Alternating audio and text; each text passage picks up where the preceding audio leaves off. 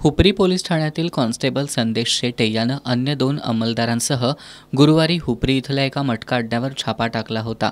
याबाबत गुन्हा दाखल न करण्यासाठी त्यानं जुगार खेळणाऱ्या एका व्यक्तीकडे 1.5 लाखाच्या लाचेची मागणी केली होती। शुक्रवारी दिवसभरात तडजोडीअंती 70,000 रुपये पंटर रणजित बिरांजे याच्याकडे देण्याचं ठरलं। याबाबत तक्रारदारानं लाचलुचपत प्रतिबंधक विभागात तक्रार दिली। त्यानंतर तक्रारीची पडताळणी करून सापळा लावण्यात आला। हुपरी पोलीस ठाण्याकडे पंटरगिरी करणारा बिरांजे यानं तक्रारदारास पट्टण कोडोली इथं घरी लाचेची रक्कम घेऊन येण्यास सांगितलं होतं। त्यानुसार लाचलुचपत प्रतिबंधक विभागाच्या पथकानं शनिवारी दुपारी सापळा रचून 70,000ची लाचेची रक्कम स्वीकारताना बिरांजे याला रंगेहात पकडलं।